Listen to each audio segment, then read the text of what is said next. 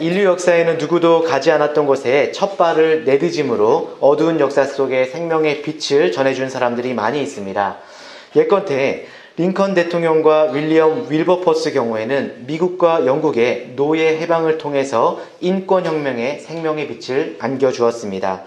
또한 저너스 소크라는 미국의 의학자가 계신데 소아마비 바이러스 백신을 개발하셨고 정말 제조 방법을 무료로 세계에 제공하셔서 전 세계 신생아는 누구나 소아마비 백신을 아주 값싼 가격에 접종을 받을 수 있도록 생명의 빛을 안겨주었습니다. 루이 브라유라는 프랑스 사람은 본인도 어린 시절에 실명을 하는 아픔을 겪었지만 점자 체계를 발명함으로써 시각장애인들에게 글을 읽을 수 있는 그런 빛을 안겨주었습니다. 우리나라의 경우에는 세종대왕께서 훈민정음이라는 세계적인 문자를 창제함으로 인해서 모든 대한민국 사람이라면 누구나 쉽게 한글을 배우고 읽을 수 있는 그런 생명의 빛을 안겨주었습니다. 이와 같이 아무도 가지 아니하였던 길, 누구도 감히 열지 못한 문을 열고 세상에 빛을 안겨주었던 사람들을 우리는 인류의 공헌자라고 부를 수가 있습니다. 그런데 지금 소개해드린 이와 같은 업적들, 이 모든 것을 다 합한다고 할지라도 따라가지 못할 역사상 가장 위대한 인류의 공헌한 사건이 있습니다. 그것이 바로 무엇입니까? 바로 예수께서 부활하신 사건입니다.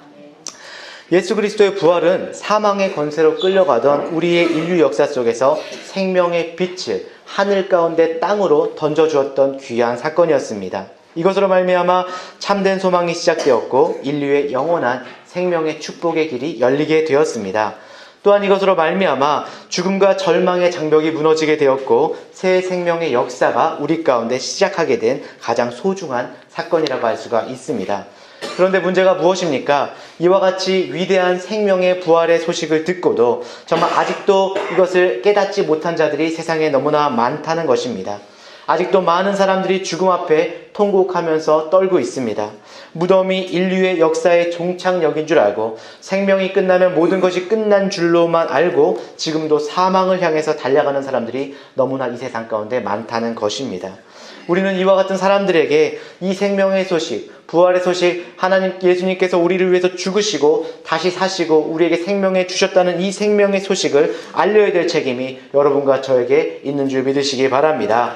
아직은 희망이 있고 아직은 늦지 않았고 아직은 빛이 있다는 사실, 아무리 죽음이 무서운 사건이지만 죽음마저도 삼킬 수 없었던 부활의 생명이 우리 가운데, 이 교회 가운데 있다는 사실을 우리는 분명히 알려야만 합니다.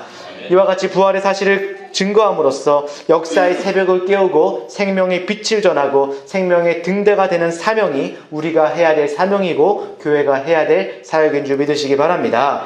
그렇다면 우리가 어떤 자가 되어야 이 부활의 생명의 빛을 전하고 이 멸망해가는 인류 역사 속에서 새 아침을 도래하게 할 수 있는 하나님께 쓰임받는 인물이 될 수가 있을까요? 오늘 주신 본문의 말씀을 통해서 함께 정리해보고자 합니다.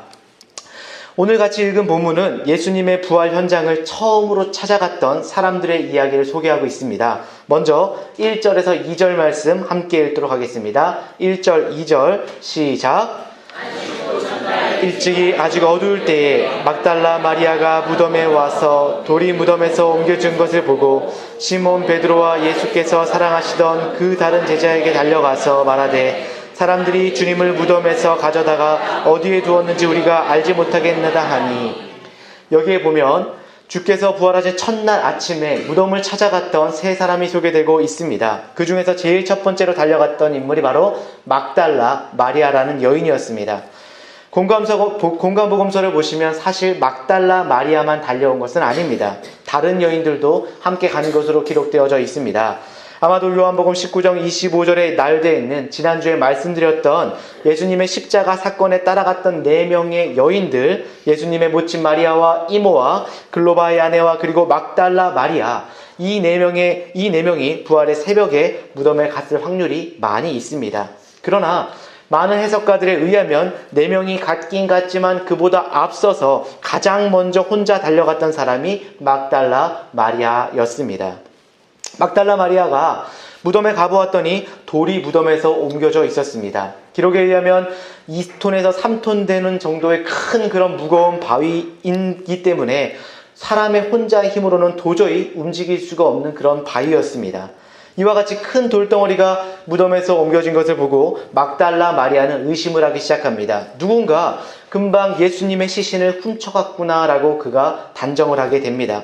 돌이 옮겨진 것 한 가지만 보고 무덤에 들어가서 확인해 보지도 아니하고 예수님의 시신이 도난당했다라고 그렇게 생각하고 말한 것입니다. 그런데 이것은 굉장히 위험한 추정입니다. 왜냐하면 사실에 근거한 추정이 아니기 때문입니다. 구약 성경 어디를 찾아봐도 주님께서 돌아가신 후에 도난과 관련된 예언의 말씀을 한 언약이 한 군데도 없었기 때문입니다.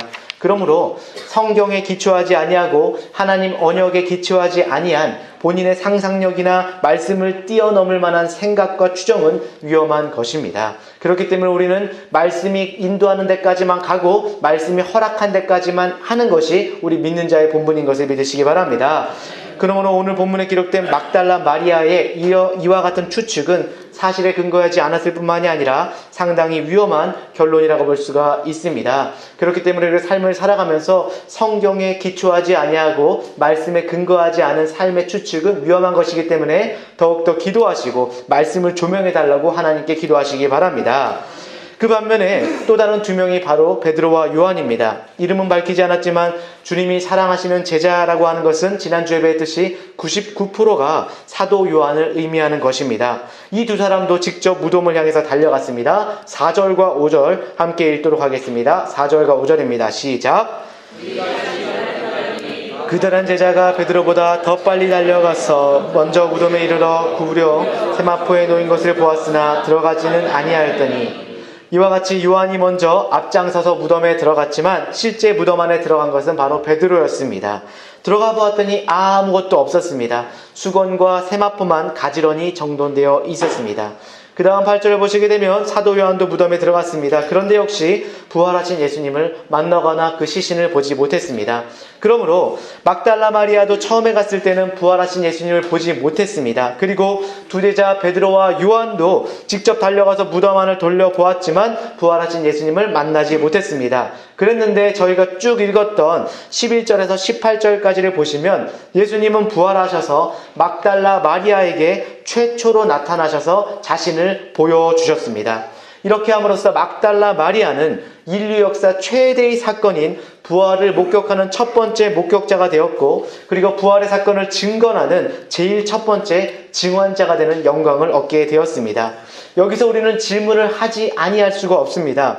왜 하필이면 부활하신 예수님께서는 왜 베드로나 요한 같은 수많은 사도들, 그 외에도 쟁쟁한 이름을 가진 많은 인물들이 많을 터인데 그들에게 부활하신 예수님의 모습을 보여주지 아니하고 하필이면 막달라 마리아라는 여인에게 최초로 그의 부활하신 모습을 나타내 주셨을까요?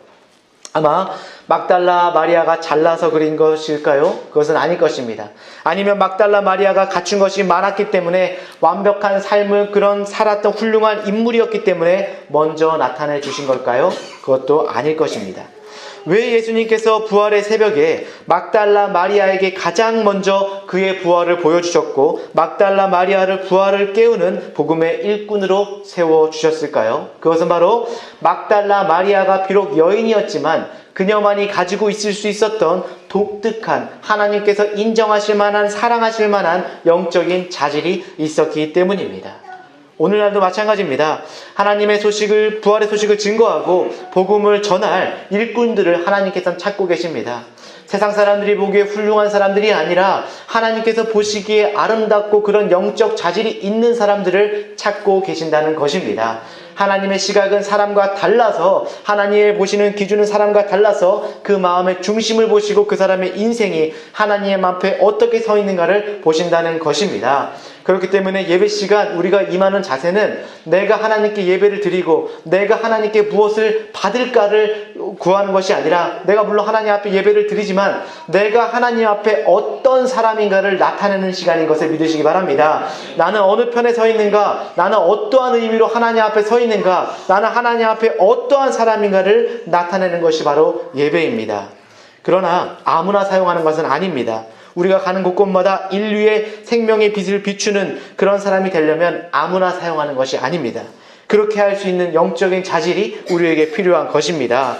그러므로 우리가 참 인류 역사에서 생명의 빛을 비추고 주님의 빛을 비추는 그런 진리의 등대가 되어서 하나님께 온전히 쓰임을 받으려면 과연 무엇이 필요할까요? 오늘 본문에 기록된 막달라 마리아의 이 이야기를 통해서 복음의 일꾼이 갖춰야 될 세 가지 요소를 여러분과 함께 나눠보고자 합니다. 첫 번째로 우리가 어두운 세상 가운데 새 희망의 빛을 던지는 복음의 일꾼으로 쓰임받으려면 우리에게 예수님을 향한 순전한 사랑이 있어야만 합니다. 무엇이 있어야 된다고요? 순전한 사랑. 이 바로 예수님을 향한 순전한 사랑이 있어야만 됩니다. 예수님을 사모하고 사랑하는 마음이 없으면 절대로 복음의 일꾼으로서 쓰임을 받을 수가 없습니다. 1절 말씀을 다시 한번 보겠습니다. 여기에 보시면 막달라 마리아가 무덤에 찾아갔던 시간이 기록되어져 있습니다. 1절 한번 함께 읽겠습니다. 시작.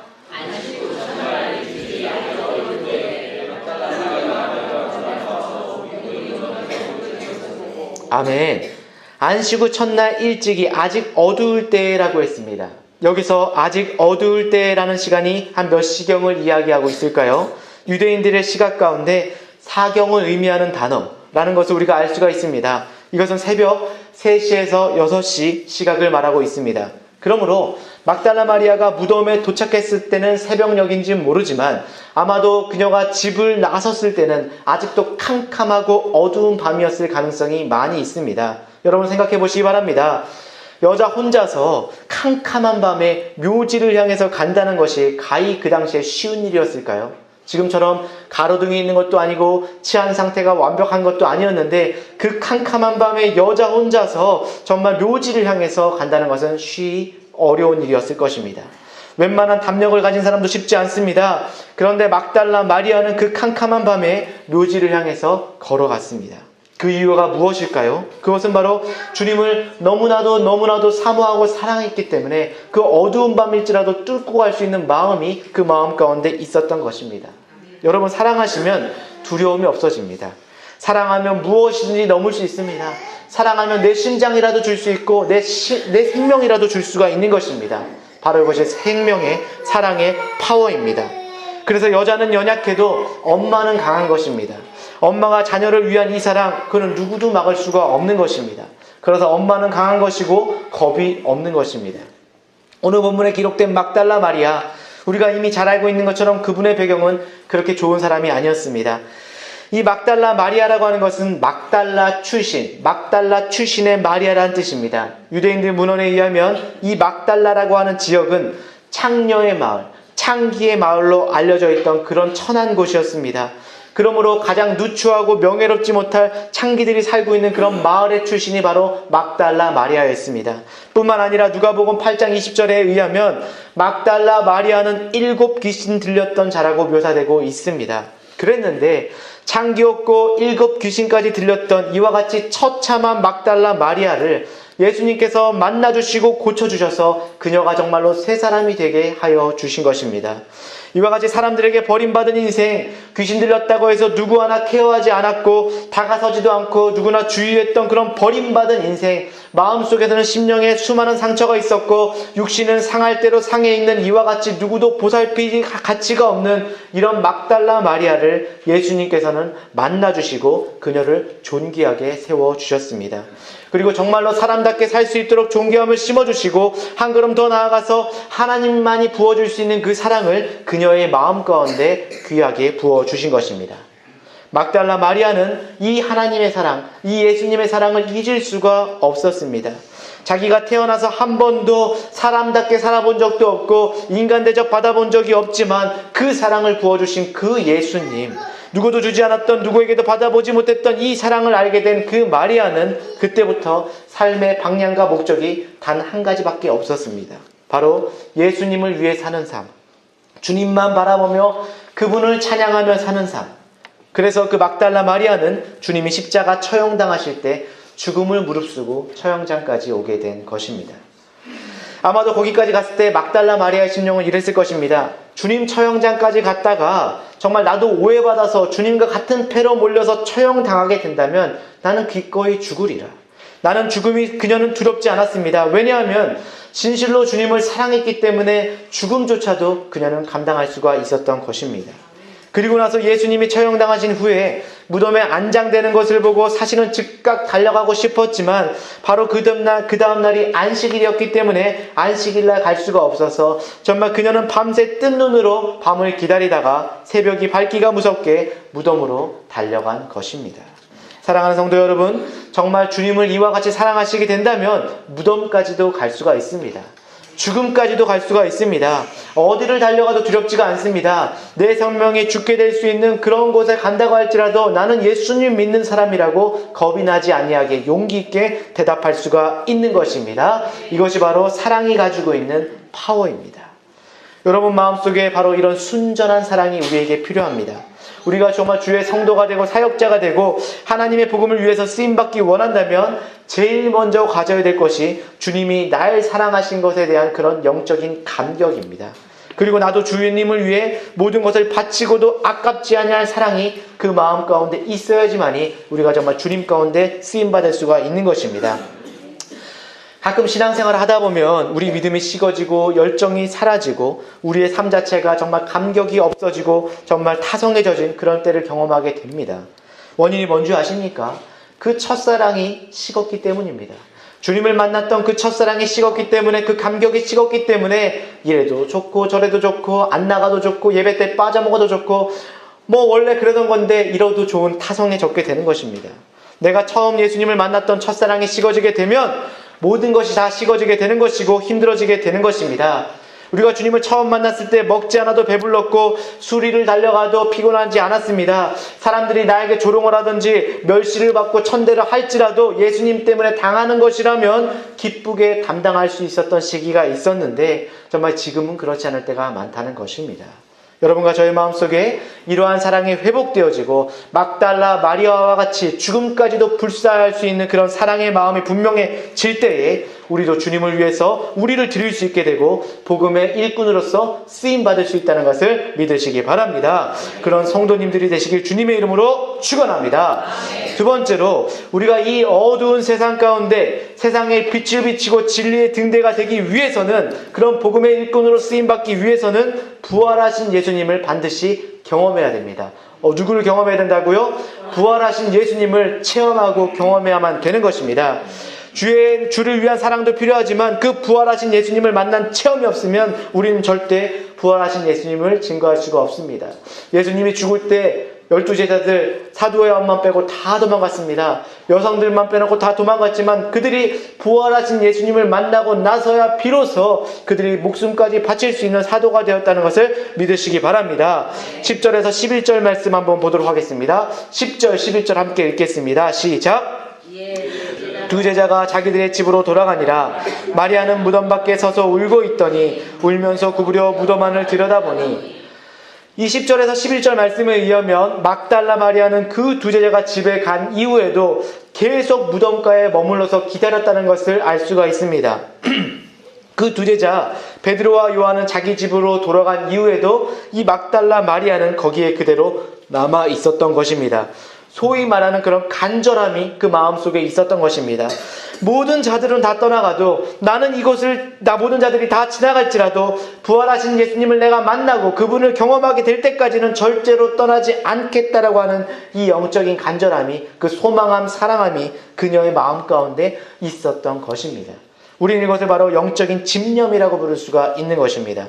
우리는 많은 경우에 적당하게 하다가 안 되면 포기합니다. 안 되면 할 수 없지. 안 되면 안 되는 거야. 이와 같은 삶을 통해서는 정말로 주님을 체험할 수가 없습니다. 내가 만나지 못한다면 내가 돌아가지 않겠습니다. 야곱이 야복강에서 나에게 축복하지 아니하면 당신을 보내지 않겠습니다라고 하는 그런 간절함이 있어야지. 어떤 일이 있더라도, 아무리 많은 시간이 소요되더라도, 모든 사람들이 다 주의 곁을 떠나갈지라도 나는 끝까지 남아서 포기하지 않고 주님을 정말로 만나고 싶습니다.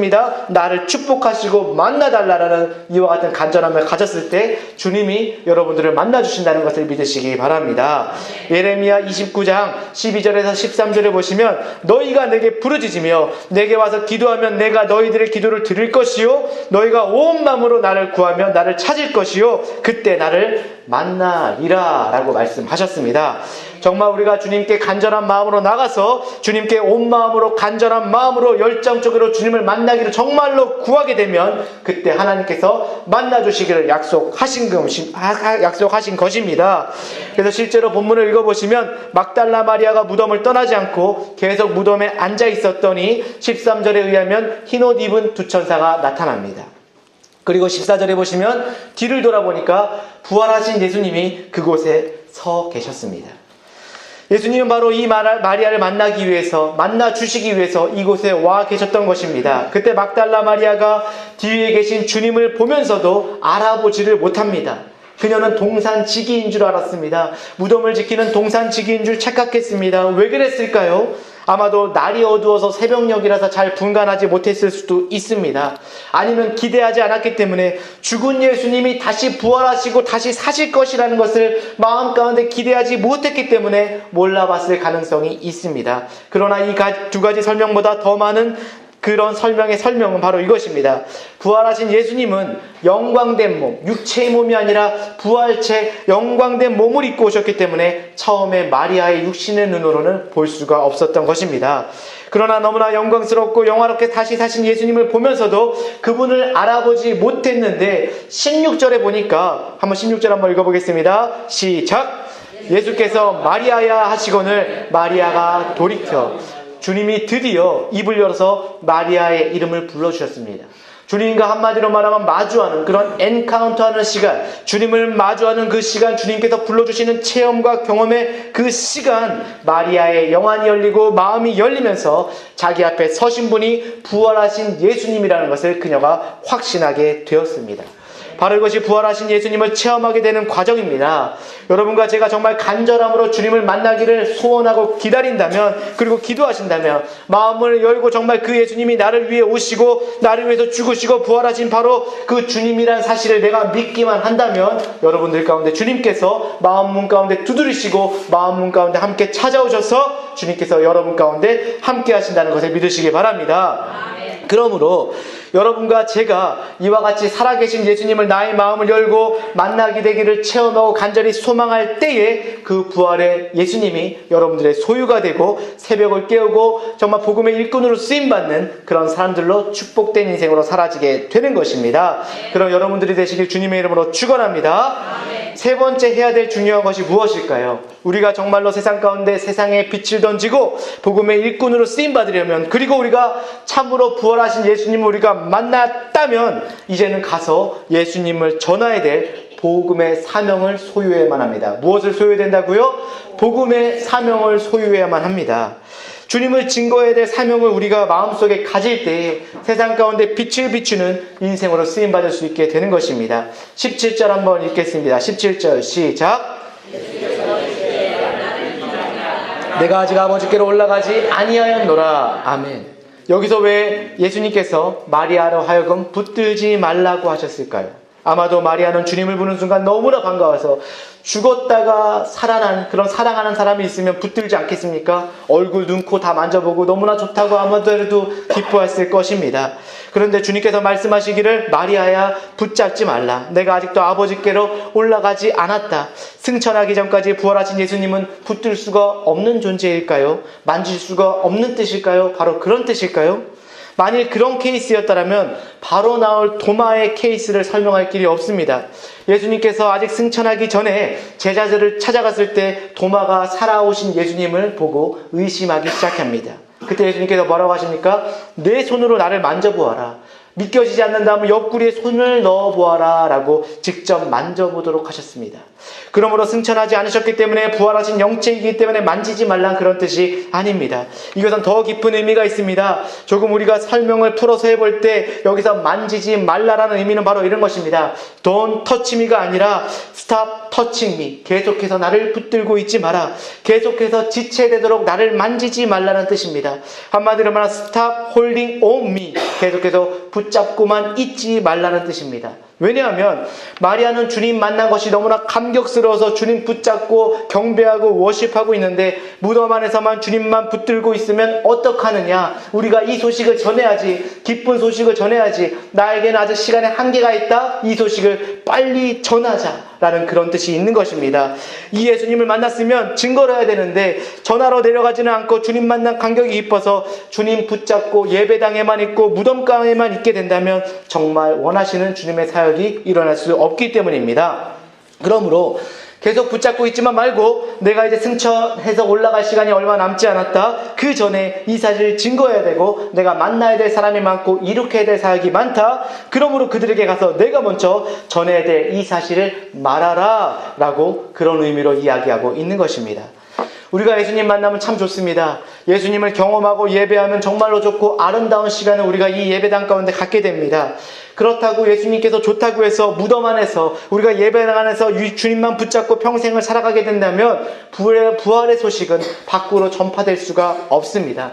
그러므로 우리가 아무리 좋다고 아무리 아름답다고 하더라도 계속 부활의 기쁨을 가지고 워십만 하지 말고 예배만 드리지 말고 이제는 그 붙들고 있는 손을 놓고 부활의 하나님을 세상 가운데 이웃 가운데 전해야만 하는 것입니다.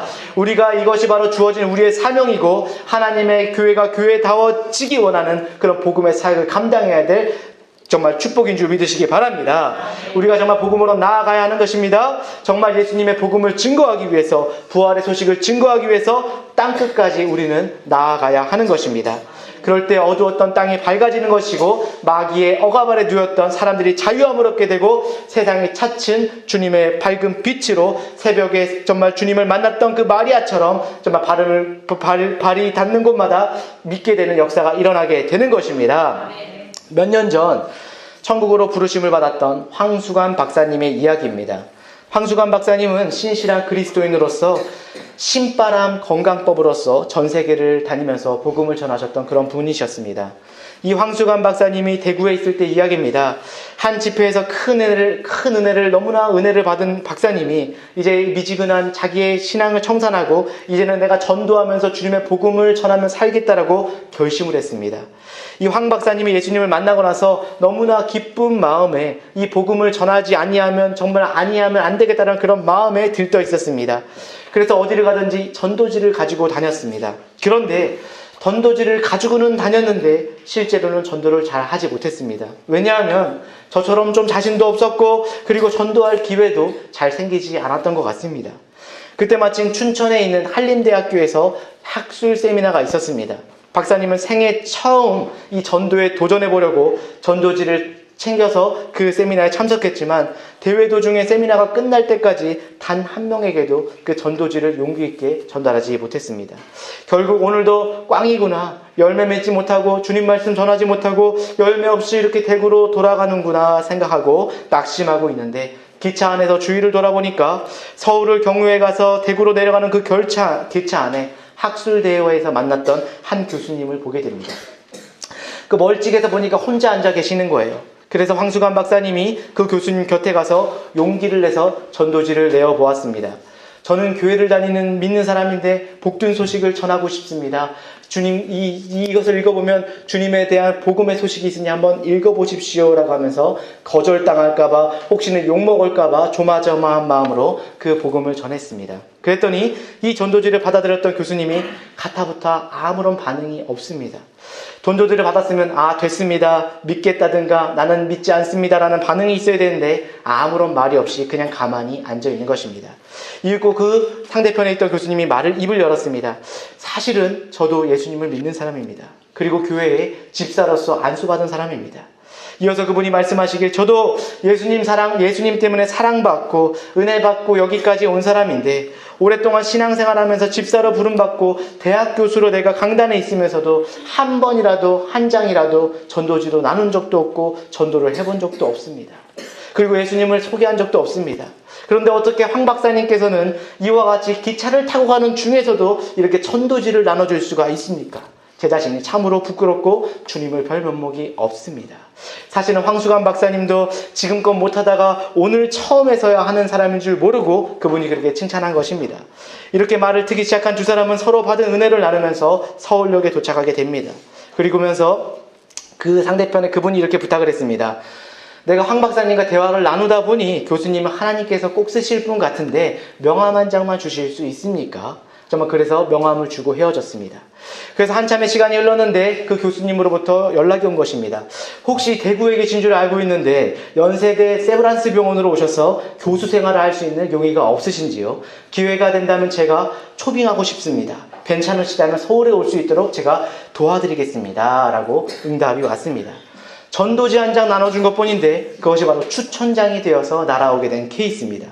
얼마 후 연세대학교에서 이력서를 넣으라는 통보가 오게 되었고 박사님은 연세대학교 교수로 임용이 되게 되었습니다. 명함 한 장 받고 정말 전도지 한 장 주었는데 연세대 교수가 된 것입니다. 황수관 박사님 이렇게 말하셨습니다. 전도지 한 장으로 연세대 교수가 된 것은 정말 그런 축복을 받게 되었을 때 저는 이 말씀이 떠올랐습니다. 먼저 그 나라와 그 일을 구하라. 그리하면 이 모든 것을 너희에게 더하시리라. 그 후의 이야기는 여러분들이 더 잘 아실 것입니다. 얼마나 이 황수관 박사님이 크게 쓰임을 받았는지 방송에 출연하고 TV에 프로그램에 나가고 세미나도 개최하고 집회에 참석하면서 황수관 박사님이 내린 결론이 바로 그것입니다. 전도지 한 장이 내 생애 최고의 이력서가 되었습니다. 예수를 증거하는 이 삶이 여러분들이 경험할 수 있는 최상의 이력서가 되는 것입니다. 이보다 아름다운 이력서는 없습니다. 그렇습니다. 여러분 사망 권세를 깨뜨리고 다시 사신 예수님을 소개하는 보다 더 소중한 뉴스는 없는 것입니다. 사랑하는 성도 여러분, 우리가 이웃에게 건넨 그 전도지, 전도 티슈 하나는 하나님의 추천장이 되어서 반드시 여러분 인생 가운데 돌아오게 될 것입니다. 하나님 분명히 우리가 전한 이 부활의 복음을 통해서 반드시 열매 맺게 하실 것이기 때문에 여러분들 두려워하지 마시고 하나님의 부활의 소식을 세상 가운데, 가족 가운데, 이웃 가운데 전하길 바랍니다. 세상 가운데 복음 전하다가 요거도 먹을 수 있습니다. 복음 전하면 저 사람이 기분 나빠할 것 같은데 어떡하지? 당연한 겁니다. 여러분들 믿지 않는 자들과 친하게 지내고 내가 정말 그 사람과 아무런 격이 없이 지낸다면 그게 더 이상한 겁니다. 예수님 믿는 사람은 세상 사람들과 깊게 지나다 보면 분명히 영적으로 부딪히게 되어 있습니다. 그런데 내가 정말 복음 전하고 내가 정말 그 사람과 깊게 친한데도 불구하고 아무런 트러블이 없다? 믿음으로 한번 점검해 보시기 바랍니다. 분명히 우리가 전도하다 보면 요거도 먹을 수 있고 하나님 때문에 정말 우리가 핀잔을 받을 수도 있지만 그럼에도 불구하고 복음을 전할 때에 주님께서 기뻐하시는 축복이 여러분에게 임한다는 것을 믿으시기 바랍니다. 우리가 아는 바처럼 정말 이 시대는 점점 더 어두워져 가고 있습니다.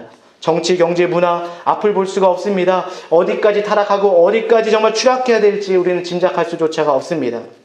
경제가 혼란하고 영적인 삶도 혼란하고 그야말로 어두운 시대가 도래하고 있을지 모르지만 누군가는 이 어두운 시대에 주님의 복음을 들고 가서 욕을 먹더라도 정말 우리가 정말 핀잔을 먹더라도 그 생명의 진리가 되어서 복음을 전해야 되는 줄 믿으시기 바랍니다. 여기에 예수님의 소망이 있다고 전해야 됩니다. 참 살 길이 있고 당신이 살 길이 있고 당신의 가족을 구원할 수 있는 길이 있다는 것을 여러분들 전해야만 하는 것입니다. 그래야지 여러분 교회도 살고 가족도 살고 이웃도 살고 정말 이 나라도 여러분 주님의 나라로 변화되게 되는 것입니다. 이 사실을 기억하고 때를 얻든지 못 얻든지 사람에 관계하지 아니하고 주님의 복음을 용기 있게 전하시는 여러분들 되시길 주님의 이름으로 축원합니다. 이 시간 우리 두 눈을 감고 정말 이 시간 우리 한번 기도하는 시간 갖도록 하겠습니다. 오늘 이 시간에 여러분과 제가 이 사실을 기억하면서 헌신하는 기도도 드리고 또 하나님 앞에 결단하는 시간이 있기를 원합니다. 혹시 여러분 마음속에 부활하신 예수님이 아직도 살아계십니까? 정말 부활하신 예수님이 여러분 가운데 정말 뜨겁게 살아계신지요? 언젠가부터 우리 마음이 식어지고 메말라져 가서 주님에 대한 사랑도 없고 두려움도 없고 경고도 없고 감격도 없고 그저 습관에 따라서 주일이 찾아왔기 때문에 교회 한번 찾아오고 집으로 돌아가는 혹시 그와 같은 반복적 삶을 살아가고 있는 분이 계신지요? 내가 이만큼 변화됐으면 됐지, 예전에는 내가 이 정도도 안 살고 막 살았는데 이만큼 된 것도 양반이야, 이렇게 타협하고 계시는 분들이 있습니까? 우리에게 정말 부활의 생명이 필요합니다. 회복이 필요합니다. 이 시간 기도할 때 나의 심령 속에 살아계신 예수님, 살아서 나의 심령을 주도해 주시고 만져주시고 나의 영이 살게 하시고 내 안에 주를 향한 감곡이 회복되어서 정말 부활의 주님을 전하는 인생으로 주님에게 쓰임받게 해달라고 기도하시기를 바랍니다. 교회를 위해, 가정을 위해, 이 마지막 시대의 비전을 위해서 우리 함께 모두 부르짖을 수 있기를 원합니다. 이 시간 기도할 때 우리 가정과 교회가 성령의 도가니가 되게 해주시고 변화의 능력이 임하게 도와주시고 성령의 기름 부음이 일어나서 정말 예수 그리스도의 놀라운 사건이 하나님의 몸된 교회의 가정 가운데 일어날 수 있도록 우리의 주여 삼창하시고 기도하겠습니다. 주여! 주여! 주여! 사랑의 하나님 아버지 감사합니다. 하나님이 어두운 시대에 우리가 복음을 전하기 원합니다. 세상 가운데 우리가 세상 사람과 타협하고 친하게 지내고 있고 아무런 문제가 없이 잘 지내고 있다면 그것은 우리의 영적인 문제입니다. 하나님 이 시간에 우리가 영적인 문제와 트러블이 오고 그들과 부딪히는 일이 올지라도 우리가 예수님을 바로 전하고 타협하지 아니하고 생명 대신 예수님의 부활을 전하는 자가 될 수 있기를 간절히 원합니다. 때를 얻든지 못 얻든지 그 사람은 알든지 모르든지 우리가 주 예수의 복음을 전하기 원합니다. 너희는 씨를 심고 물을 주고 심으면 된다고 했습니다. 그것을 자라시고 싹을 피게 하시고 꽃을 피게 하시고 열매를 맺게 하시는 분은 주님인 줄 믿습니다. 우리가 헌신하는 기도를 드리고 날마다 주님의 부활 앞에 나아가서 예수를 전하는 용기 있는 자들이 되게 도와주시옵소서. 이제는 부활하신 주님 예수님을 부끄럽게 여기지 아니하고 내 안에 있는 복음을 솔직하게 전할 수 있는 용기 있는 자가 되게 도와주시옵소서. 세상의 축복을 더욱더 바라보고 세상 가운데 용기 있게 서기 원하는 것이 아니라 주님을 용기 있게 내어놓을 수 있는 내 안에 있는 귀중한 주님을 내가 정말로 축복하고 내어놓고 공유하고 전할 수 있는 그런 자가 될 수 있도록 인도하여 주시옵소서. 우리에게 부활의 생명의 회복이 필요합니다. 우리가 기도할 때 심령 속에 살아계신 예수님 살아서 우리 심령을 주도해 주시고 나의 영이 살아나게 하시고 나의 옳지 못한 습관들 세상과 타협했던 모든 것들 신앙과 타협했던 그 모든 것들이 다시 고쳐지게 도와